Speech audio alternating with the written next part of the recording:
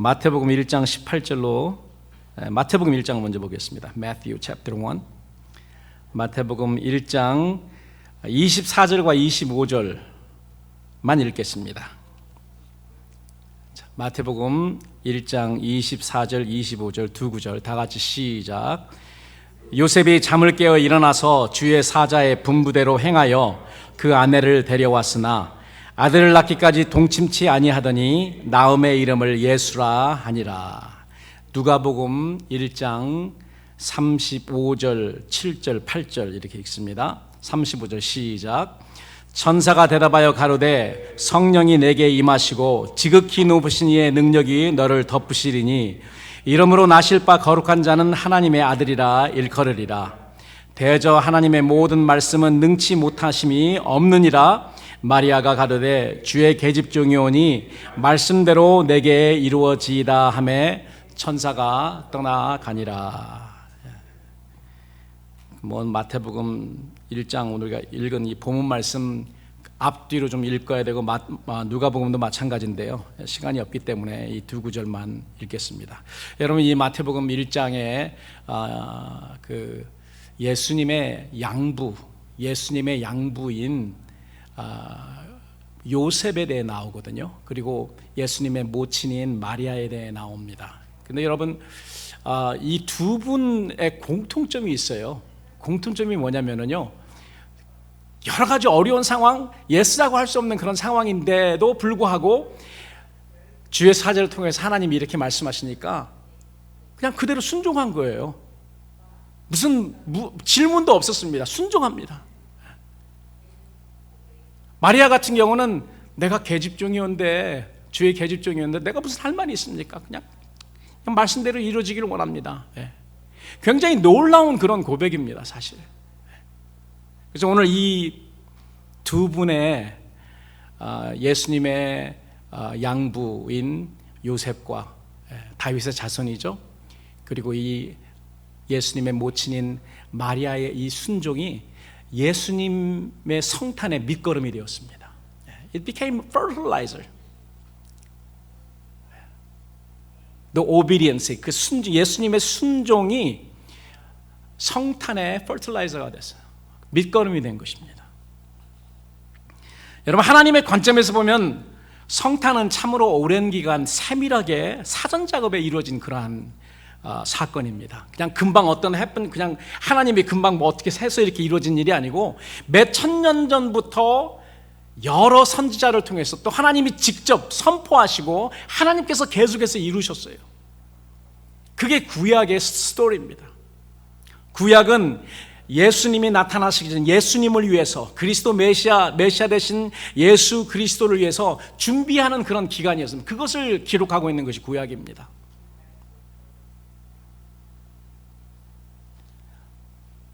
창세기 3장 15절에 보면은 원시복음, 첫 복음, 프로토 이벤젤리즘이라고 하는 원시복음이라고 하죠. 그 첫 복음이 기록되어 있습니다. 거기서 하나님은 아담과 하와를 범죄케 했던 옛 뱀을 향해서 이렇게 말씀하세요. 여자의 후손은 내 머리를 상하게 할 것이다. 물론 여자의 후손은 발꿈치를 물립니다. 그러나 머리를 상하면요, 더 이상 힘을 쓰지를 못하는 거예요. 이렇게 하나님께서 첫 복음을 선포하신 이후에 하나님의 종들인 선지자를 통해서 계속해서 하나님이 보내실 그리스도께서 다스리는 그 나라가 임할 것이라는 것을 선포했습니다. 이것이 구약의 선지자들이 한 일입니다. 그리고 구약에 일어났던 모든 그런 일들이 이것을 향해, 모든 것이 이것을 향해 있어요. 점철되어 있다고 그러죠. 한 포인트를 향해서 이렇게 가고 있습니다. 그리고 우리가 잘 알듯이 아브라함과 야곱과 모세와 다윗과 같은 이런 인물들을 택해서 그리스도 오심과 하나님의 나라, 또 그리스도가 다스리는 그런 나라를 준비해 왔던 것입니다. 이처럼 예수님의 성탄은 수천 년에 걸쳐서 하나님과 하나님이 보내신 하나님의 종 선지자들과 또 하나님께서 택하신 이스라엘 백성들을 통해서 준비되어 왔다는 것을 우리는 알아야 됩니다. 이게 그냥 어떤 일순간에 이루어진 일이 아니라는 것입니다.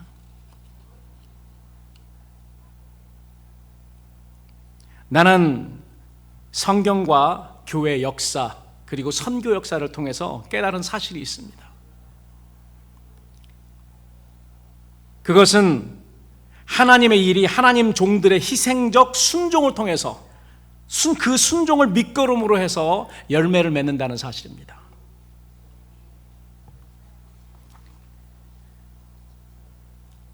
그리고 그리스도의 성탄도 하나님의 종인 여러 선지자의 희생적 순종을 밑거름해서 이루어졌고 성취되었습니다. 저는 오늘 그리스도의 성탄을 위해 마지막 밑거름이 된 두 인물을 집중적으로 살펴보기를 원합니다.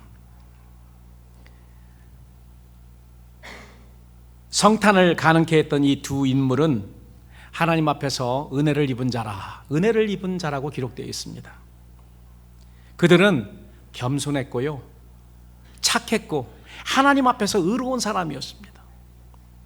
그러나 무엇보다도 이들은 다 순종의 사람이었습니다.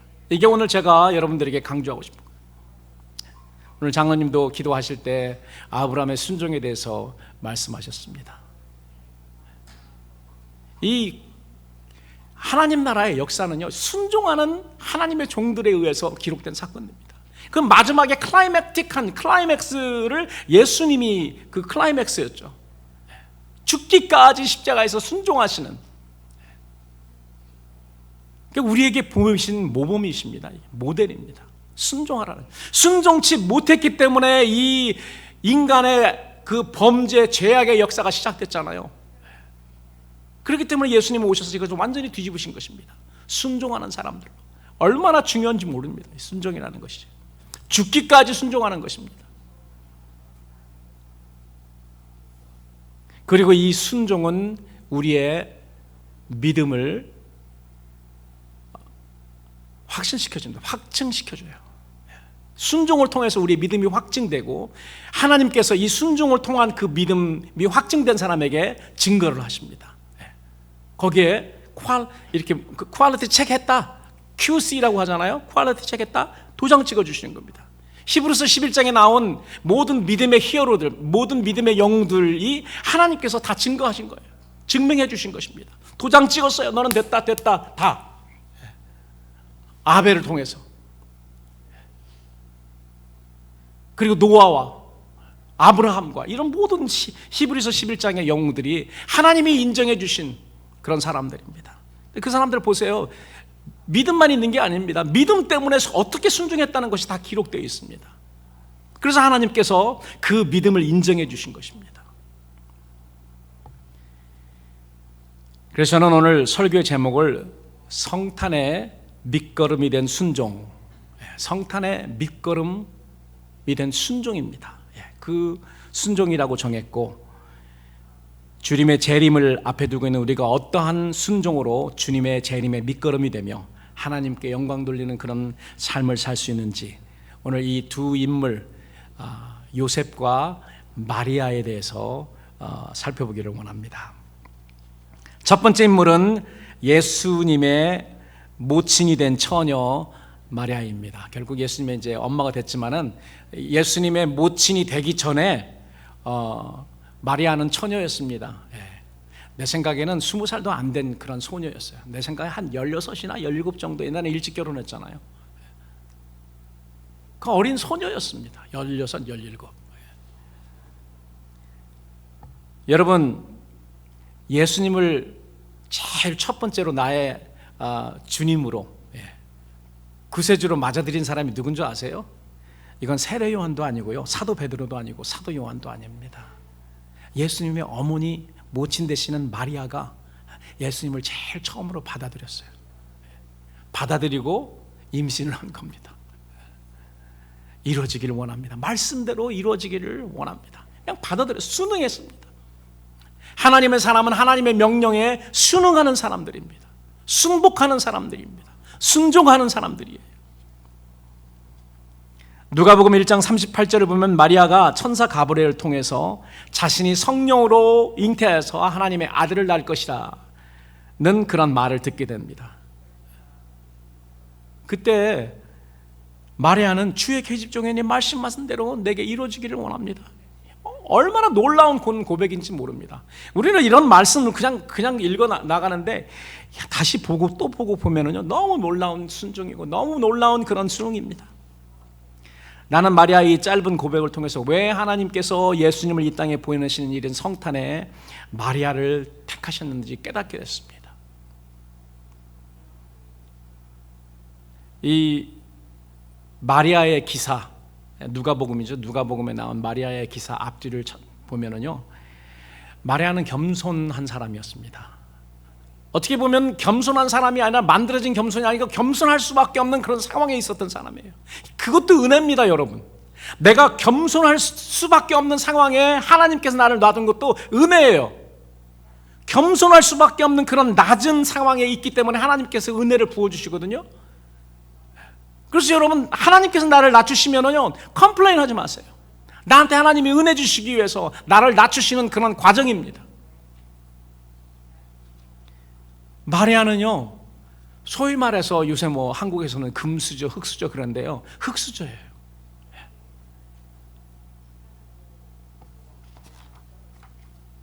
마리아가 겸손한 자라는 것을 우리는 여러 통로를 통해서 추측할 수 있습니다. 첫 번째로 천사 가브리엘이 와서 마리아에게 찾아와서 문안할 때 어떻게 말합니까? 제일 처음에 한 말이 뭐죠? 누가복음 뭐라고 말했습니까? 제일 처음 한 말이 뭐예요? 에? 아니에요. 은혜를 받은 자여로 시작합니다. 은혜를 받은 자여 평안할지어다. 이게 무슨 문안이지? 은혜를 받은 자여. 하나님의 은혜는 어디로 흐르죠? 아래로 겸손한 자한테 흐릅니다. 마리아가 겸손했기 때문에 하나님께서 이 은혜를 부으시고 은혜를 받은 자예요. 그래서 하나님 관점에서는 벌써 은혜를 받은 자였습니다. 겸손했기 때문에. 옛날에 우리나라 사극에 보면 왕궁에서 그 임금의 은혜를 받은 사람은 이쁜 사람들이죠. 이쁜 여자들이지만은 하나님에게 은혜를 받은 자들은요, 겸손한 자들이에요. 영적으로 보면 겸손한 것을 하나님이 제일 이쁘게 보시는 거예요. 그래서 하나님께서 은혜를 주시는 것입니다. 그리고 주께서 너와 함께 하시도다. 이게 은혜거든요. 가장 큰 은혜는 하나님이 나와 함께 계시는 겁니다. 이거보다 더 큰 은혜가 없어요. 이걸 뭐라고 하냐면 우리는 임마누엘이라고 하죠. 하나님이 우리와 함께 계시다. 이것처럼 더 큰 은혜가 없습니다. 천사 가브리엘이 마리아가 하나님의 은혜를 받은 자라고 이렇게 선포를 했어요. 우리는 지난 새벽기도 시간에도 제가 야고보 통해서도 동일한 이야기를 했습니다. 하나님은 겸손한 자에게 은혜를 베푸시고 하나님은 낮은 자를 도와주신다는 거예요. 낮은 자를 들어서 높게 해주시는 거예요. 이게 하나님의 은혜잖아요. 그리고 하나님의 은혜의 물은 낮고 겸손한 곳으로만 흐른다는 것은 변하지 않는 만고의 진리입니다. 마리아는 여러분 우리가 잘 알듯이 요셉도 유다 지파지만 마리아도 유다 지파인 거 여러분 아시죠? 누가복음 이 족보에 보면은 마리아도 역시 다윗의 자손입니다. 요셉도 다윗의 자손이고요. 사실 예수님은 다윗의 자손은 아니, 사람들이 다윗의 자손을 불렀지만은 다윗의 자손이 될 수가 없습니다. 우리가 보통 예수님은 다윗의 자손이다 말하지만은 다윗과 상관이 없잖아요. 다윗의 혈통과 상관이 없으신 분이에요. 성령으로 잉태했어요. 그래서 여자의 후손으로 여인의 몸에서 나온 겁니다. 그러니까 하나님의 아들이지 다윗의 자손은 아니에요. 나중에 요한복음에서 예수님께서 너희는 나를 그리스도를 누구라 하냐 그러면 다윗의 자손이라고 말하는데 예수님께서 거기서 그게 아니다라고 이렇게 설명하는 그런 장면이 있습니다. 사실 다윗의 자손은 예수님의 양부인 요셉이 다윗의 자손이고 예수님의 모친인 마리아가 다윗의 자손입니다. 그래서 마리아는 유다 지파의 직계 자손인데 왜 갈릴리 지역에 와서 살았을까? 갈릴리는 유다 지역이 아니거든요. 제 생각에는 경제적인 이유 때문에 돈이 필요해서 자기 조상이 물려준 땅을 팔고 돈이 없기 때문에 팔고 산 꼭대기에 달동네에 와서 살았던 것 같아요. 산 곳으로 이사 와서. 그런 생각이 듭니다. 이건 성경에 나와 있는 이야기는 아닙니다. 하여튼 그 산동네, 저는 그 나사렛에 가봤거든요. 별 볼 일 없는 그런 고장이에요. 요즘은 산 위에 사는 사람들, 미국 같은 데는 산 위에 사는 사람들이 뭐예요? 부자들입니다. 바닷가에 사는 사람들 부자고요. 근데 옛날에는 반대했어요. 어촌, 그 다음에 달동네, 돈 없는 사람이 거기 사는 거예요. 움막 짓고요.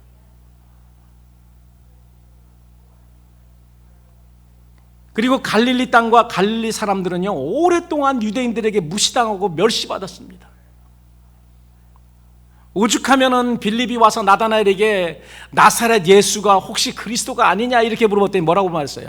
야 나사렛, 갈릴리 나사렛에서 무슨 선한 것이 나올 수 있느냐? 거기는 천한 것들밖에 없어. 이렇게 이야기하잖아요. 그게 보통 유대 사람들이 가지고 있는 갈릴리 사람, 나사렛을 포함해서 갈릴리 사람들에 대한 인식이었습니다. 이렇게 가난한 동네의 한 소녀였던 마리아는 그렇기 때문에 겸손할 수밖에 없는 흙수저였습니다. 이게 하나님이 겸손하게 만드는 그런 거가 뭐냐면요, 하나님께서 은혜 주시게 한 과정이에요. 그리고 여러분, 우리가 잘 생각해야 될 것은 사회적으로 좀 잘 나가고 물질적으로 풍요롭다고 해서 그것을 항상 하나님의 은혜로 착각하면 안 됩니다. 교회에서요, 너무 그거에 대해서 많이 가르쳐요. 반대로 물질적인 축복 받은 사람, 풍요로운 그런 사람을 축복받아서 그렇다고 막 그런 사람들 띄워주고 올려주고 그럽니다.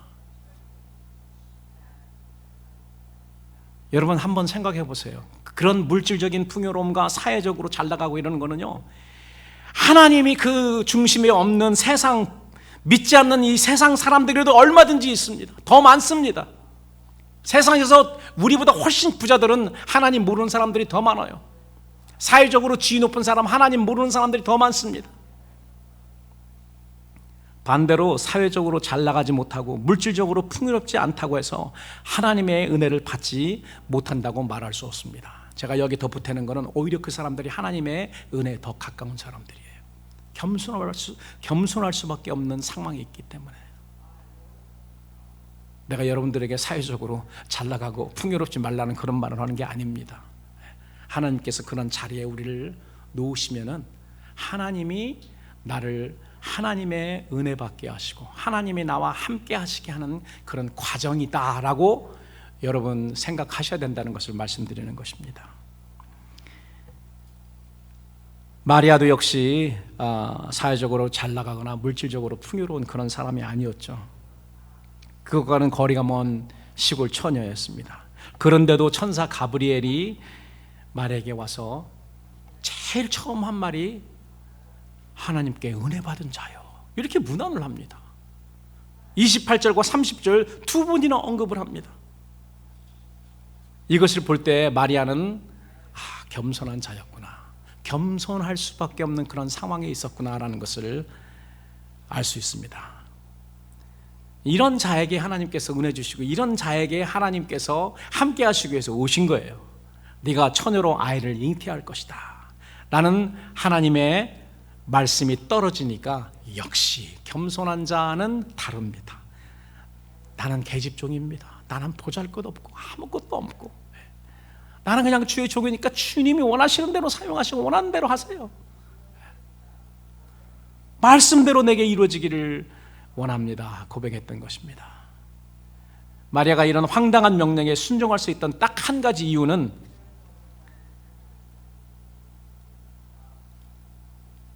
주님과 자기와의 관계, 주인 그리고 나는 어린 보잘것없는 계집종이다.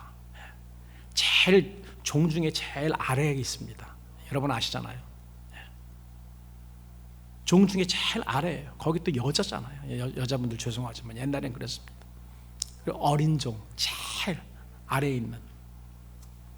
주님이 제일 아래에 있는 그 여인을 찾아갔어요. 하나님께서 은혜 주시기 위해서, 하나님이 함께 해주시기 위해서. 그리고 임마누엘을 선포하시잖아요. 마리아는 겸손했던, 심령이 가난했던, 천국을 소유한 하나님 나라를 소유한 하나님의 다스리심에 이미 들어와 있던 순종의 사람이었다는 것이죠.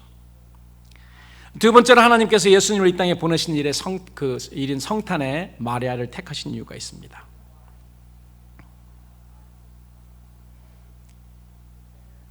마리아처럼 이해타산을 하지 않는 자가 순종하기 때문에, 그냥 즉시 성령으로 잉태해서 네가 아들을 낳겠다 그러면 보통 여인 같으면, 보통 어린아이 같으면 어떻게 했겠어요? 이런 말을 누가 하면 막 펄쩍 뛰었을 거예요. 안 돼요. 어찌 이런 일을 나한테 시키세요? 펄쩍펄쩍 뛰었을 것입니다. 마리아는 하나님 앞에서 잔머리 굴려서 손이익을 따지는 사람이 아닙니다. 요새 살려고 막 손이익 따지고 두들기고 하는 사람들이 너무 많더라고요. 만일 마리아가 고관직 집 딸이었든지 지식 있는 그런 사람이었다면 천사가 전해주는 이 소식을 듣고 여러분 가만히 있었을까요? 아마도 그 조상 야곱처럼 펄쩍펄쩍 뛰었을 것입니다. 여러분 야곱에 대해서 잘 알잖아요. 야곱은 어떤 사람이냐? 하나님의 그 명령하신 대로 막 자기 생각과 이게 맞지 않으면 어떻게 해요? 하나님의 사자 붙들고 씨름하는 사람입니다. 펄쩍펄쩍 뛰면서 내가 기도하는 것처럼 들려주시 않으면 못 보내드립니다. 막 그 바지자락 붙들잖아요. 세상 말로. 자기 조상 야곱처럼 하지 않았습니다. 내가 누구간데 하나님 말씀대로 이루어지기를 원합니다. 와, 그래서 하나님께서 이 여인을 택하셨구나. 사내도 알지 못하는 어린 처녀가 아이를 낳는다는 것도 참으로 심각한 일이지만요, 이제 요셉과 정혼이 깨어질지도 모르고 사람들에게 부정한 여인으로 여겨져 돌에 맞아 죽을지도 모르는 그런 상황인데 어찌 가만히 순응할 수 있습니까? 그럼에도 불구하고 순응했어요. 이걸 몰랐겠습니까? 유대인들은 압니다. 간통하면은 돌 맞아 죽는다는 거 누구도 잘 알죠. 어린 뭐 소녀라고 모르는 거 아니죠. 다 압니다. 이 손이익을 따지면은 이런 일이 일어날 거 그냥 뻔하잖아요. 뭐 어린아이라고 몰랐겠습니까? 결혼할 정도의 나이인데. 그런데 어떻게 이렇게 순응할 수 있지? 어떻게 이렇게 순종할 수 있지? 나는 이렇게 순종할 수 있을까? 그러나 마리아는 하나님의 말씀을 믿고 순종하기로 결단했습니다. Let it be done. It's your will. 하나님의 뜻인데. 하나님의 뜻을 따라갈 수 있었던 것은 하나님의 나라가 이 마리아에게 이미 임해 있었기 때문에, 하나님의 다스림이 이미 임했기 때문에, 그래서 하나님께 영광 돌린 거 아닙니까? 순종으로.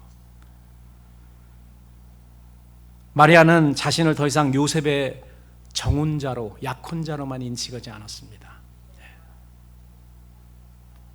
아마 그냥 보통 사람이라면은 그게 가장 중요했을 거예요. 그죠? 내가 지금 요셉의 아내 될 사람인데 이걸 어떻게 내 인생의 최고의 이 결혼을 어떻게 내가 망가뜨릴 수 있을까? 그래서 벌쩍벌쩍 뛰면 금식기도 들어가고 뭐 난리 났을 거예요. 보통 사람이면. 그런데 마리아는 자신을 더 이상 요셉의 약혼자보다 더 귀한 그런 위치로 자신을 옮깁니다. 주의 계집종입니다. 나는 요셉의 약혼자 이전에 주님의 종입니다. 그 주님의 종이기 때문에 주인이 시키는 일은 무엇이든 합니다. 자기 가족이 중요하지 않습니다. 자기 남편이 중요하지 않습니다. 하나님과의 주종관계를 확실히 했던 믿음과 순종의 사람이라는 것이죠. 예수 그리스도 성탄은 마리아의 이런 희생적이고 결단적인 순종이 미끄럼이 되어서 가능케 했던 것입니다. 저는 이렇게 생각해 봤습니다. 마찬가지로 우리 그 당시에 사람들이 예수님의 출임을 기다린 것처럼 우리는 지금 예수님의 재림을 기다리거든요. 우리가 만약에 마리아 같은 그런 상황이라면 하나님께서 어떤 것을 나한테 요구하실까? 어떤 것을 물으실까? 하나님이 나와 함께 하시고 나한테 은혜를 부으시기 위해서 겸손한 자리에 가 있어야 되겠죠. 그리고 하나님께서 나에게 어떠한 일을 하실 때 마리아처럼 순응하고 순복하며 순종하는 그런 사람들이 되어야 되지 않을까요?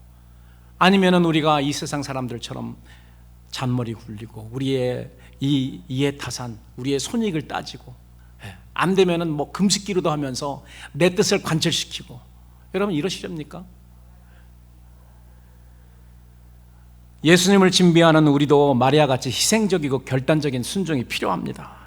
우리가 예수님의 다시 오심을 선포하고 마지막 경고의 나판을 불면은요, 첫째로는 마귀의 공격의 관역이 될 것입니다. 또한 선지자의 심령으로, 선지자의 마음으로 공의롭지 못한 것에 대해서 잘못되었다고 지적하면 공의롭지 못한 것에 빨대를 꽂고 있는 그 사람들에게 돌팔매질을 당할 가능성도 있습니다. 그러나 그럼에도 불구하고 하나님의 마음으로 잘못된 건 잘못됐다고 지적해야 되고, 그리고 예수님이 오시는 것 진리이기 때문에 선포해야 되는 그런 때에 우리가 처해 있는 것입니다.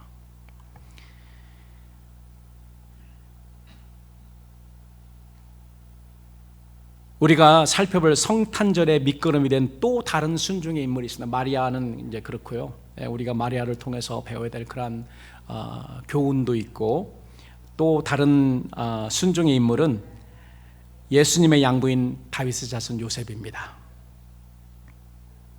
사실 요셉의 그 스토리를 보면 요셉이 당한 것도요, 황당한 일입니다. 황당한 일이에요. 요셉은 자기와 약혼한 마리아가 자기와 동침하지도 않았는데 임신했습니다. 이 사실을 눈치챈 걸 보니까 아마 데이트하면서, 옛날에 데이트했는지 안 했는지 모르지만 데이트하면서 꼭 몇 번을 했던 것 같아요. 아니면은 한 4개월 5개월 돼서 배가 이렇게 볼록 나왔든지, 한 4개월 정도 돼야지 이게 그 배가 나오기 시작하지 않습니까? 4, 5개월 돼야지. 눈치챘다는 것은 그만큼 기간이 지났든지, 아니면은 뭐 임신 구토하는 뭐 이런 현상들을 본 겁니다. 그러면서 눈치챘습니다. 여러분 한번 생각해 보세요. 상황을 바꿔서 내가 그랬다면, 보통 남자 같았다면 정혼기간 다른 남자와 간통하여서 임신한, 그리고 자기를 배신한 이 여인을, 아마 내 생각에는 반절 넘는 사람들, 과반수 이상이 이 여자를 사람들 앞에 끌어내어서 모세의 율법대로 돌로 쳐 죽였을 것입니다. 그 모세의 율법에 그렇게 나와 있거든요. 돌로 가늠한 여자는 돌로 쳐 죽이라. 그렇기 때문에 이건 당연히 해야 되는 일이거든요. 당연히 해야 되는 일이에요. 그럼에도 불구하고 성경은 뭐라고 말하고, 요셉은 의로운 사람이라 그랬어요. 요셉은 의로운 사람이라. 마태복음 19장에 보면 그는 의로운 사람이라 약혼녀인 마리아를 드러내지 아니하고 가만히 끊고자 하여. 비록 자기의 약혼녀 마리아가 다른 남자와 간통해서 임신했고 아내로 맞아들일 수는 없는 상황입니다. 그런데 이 여자를 사람들 앞에 끌어내어서 돌로 쳐 죽이면 어떻게 됩니까? 몇 명이 죽는 거죠? 마리아만 죽는 것이 아니고 마리아의 태중에 있는 예수님도 죽는 겁니다. 그러니까 이건 일반 사람과 태아가 죽는 게 아니고요, 예수님이 태어나는 것을 막는 거예요. 만약에 그랬다면은, 그럴 가능성도 있잖아요, 여러분. 반절 이상 사람들, 뭐 거의 태반에 가까운 사람들이 그렇게 했을 거예요.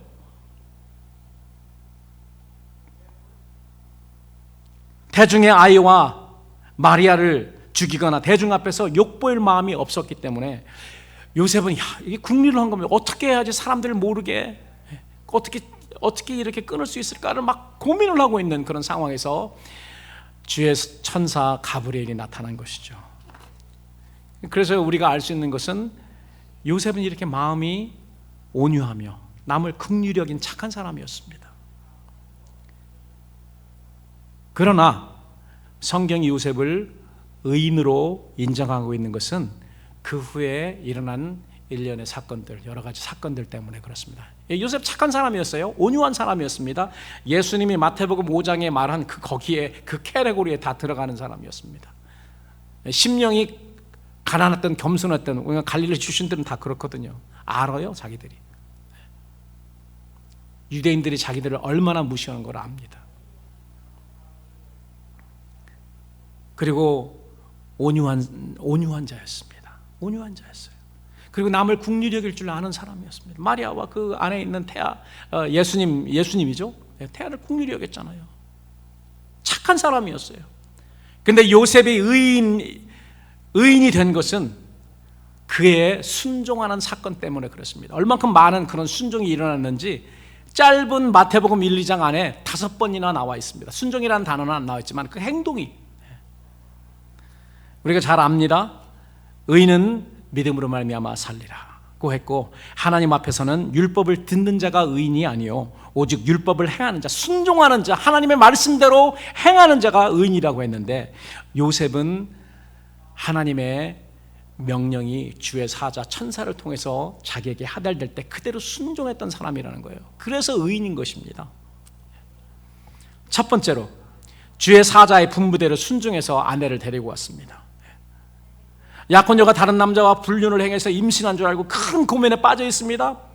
그런 요셉에게 하나님의 사자가 나타납니다. 하나님의 사자가 나타났습니까? 꿈속에 나타났습니까? 꿈입니까? 그냥 나타났습니까? 여기 보니까 현몽, 꿈몽자가 들어가니까 꿈에 나타난 거예요.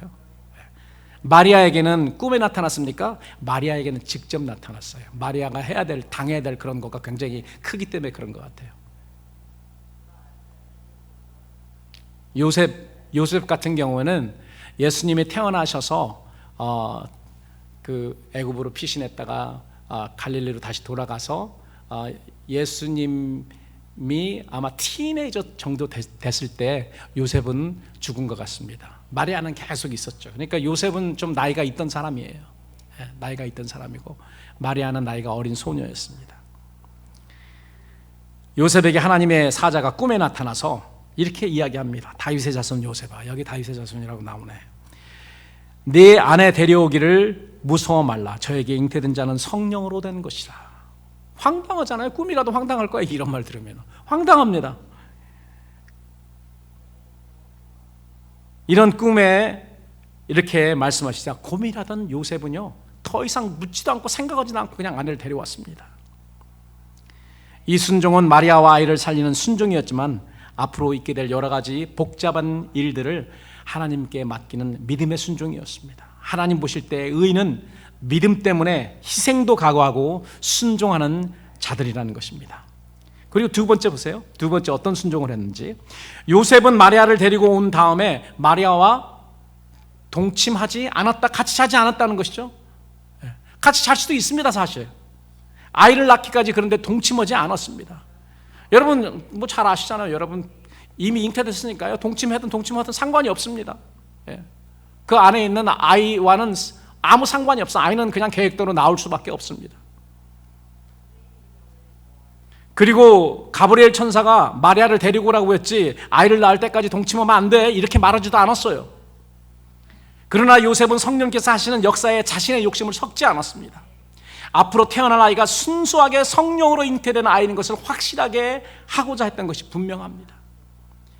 이는 온전한 순수한 섬김이죠. 하나님 앞에서 깨끗함을 드러내는 온전한 그런 섬김이라고 저는 그렇게 생각했습니다. 저는 이 부분의 말씀을 묵상하면서 성령의 은사를 받은 은사자들이 은사를 베풀면서 성령으로 잉태된 순수한 열매를 내는 것이 아니라 자신의 욕심을 거기에 섞어버리는 때가 얼마나 많은가. 그냥 하나님이 공짜로 거저 주셨기 때문에 거저 베풀어야 되는데, 성령의 은사를 가진 사람들은 막 사람의 욕심을 거기 섞어가지고요, 사람들 자기 은사를 통해서 이렇게 한 사람들을 그냥 컨트롤하고요, 어떻게 하면 뜯어내려고 그러고 별의별 생각들을 많이 합니다. 자기 욕심이 들어가서 그래요.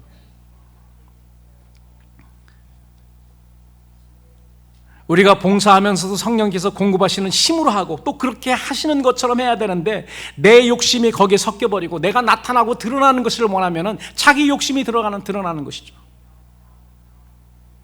그런데 요셉은 마음만 착한 것이 아니었습니다. 주님의 분부하신 말씀 때문에 희생이나 조롱도 감당할 각오가 되어 있었습니다. 또한 하나님의 역사에 자기 개인의 욕심을 섞지 아니하는 그런 순수함도 있었던 것이죠. 세 번째 순종, 아이를 낳자 하나님의 사자가 지시한 대로 여기는 명령을 하셨습니다. 그 이름을 예수로 하라. 이는 그가 자기 백성을 구원하기 때문이다 라고 기록이 되어 있습니다. 예수라는 이름, 예슈아라는 이름은요, 구원이라는 것입니다. 구원이다, 예슈아. 그리고 구약의 호세아, 구약의 여호수아 같은 이름이에요. 호세아.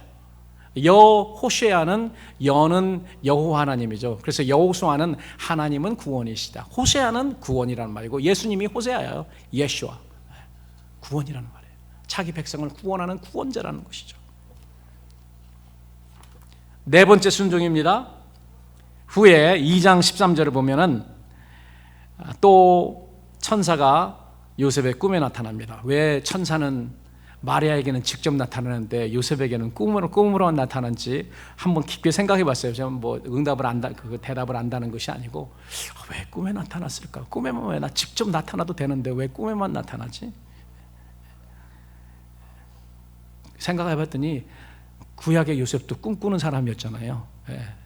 우리 아들 이름도 요셉인데 구약의 요셉의 꿈꾸는 그 사람과 뭐 이렇게 연결이 있어서 꿈에 나타나나 이런 생각을 했어요. 같은 이름이 요셉이잖아요.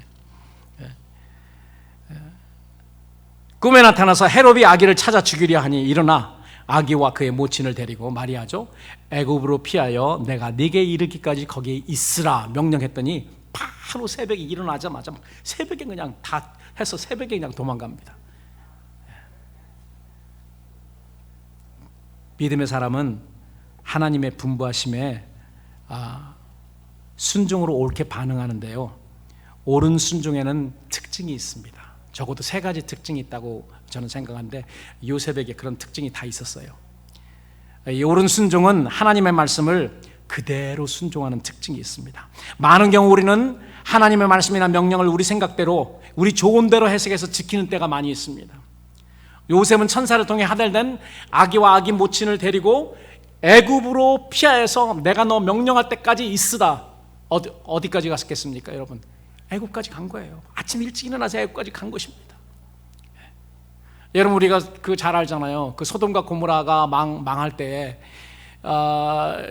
도망가라고 뭐 천사의 손을 이끌려 가지고 막 도망가다가도 롯이 뭐라고 말합니까?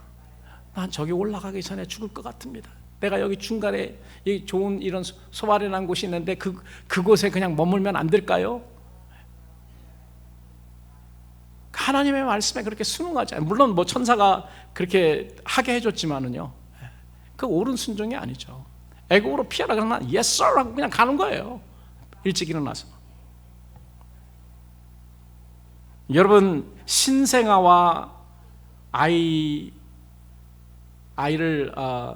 낳게 한 그러한 여인을 데리고 광야길로 애굽까지 가는 거는요 15일 이상 걸린다고 합니다. 한 280마일 정도 되거든요. 280마일, 280km인가? 그 정도 되는 그 길인데요, 하루에 20마일씩 걸어가더라도 13, 14일 걸리는 거예요. 어른들 그 장정들이 걷는 그러한 속도죠. 만약에 그런 길을 가라고 하면은 내가 지금 먹을 것도 없고 뭐 준비된 것이 아무것도 없는데요, 이랬을 거 아닙니까? 그런데 그런 말을 하지 않았어요. 그리고 어떻게 보면은 뭐 아이만 안전하면 되는 것이 아닙니까? 왜 내가 애국까지 가야 됩니까? 다른 데 가서 숨어 있으면 안 됩니까? 뭐 이렇게 해도 될 텐데 그냥 떠납니다. 액면 그대로 행하는 것이 옳은 순종이죠. 그리고 하나님의 분부하심에 즉시 순종하는 그런 특징도 있습니다. 여러분, 구약에 보면은 하나님의 사람들은요, 하나님의 명령하시면 즉시 하는 그러한 사람들이었습니다. 노아도 그랬습니다. 방주를 지으라니까 즉시 했습니다. 믿음의 사람 아브라함도 그랬습니다. 아이들을 아이 이삭을 갖다 바쳐라. 그러니까 어떻게 아침 일찍 일어나 가지고 안장에다 지고 그냥 즉시 행했습니다. 이스마엘을 쫓아내라. 아침 일찍이 그냥 실시했습니다. 즉시 순종입니다. 요셉은 한밤중에 잠을 자다 꿈에서 천사 지시를 받았고 꿈에서 깨어나자마자 일어나서 밤에 아기와 그의 모친을 데리고 애굽으로 떠났다. 새벽에 떠난 것이 아니고 밤에 떠난 것입니다. 한밤중에.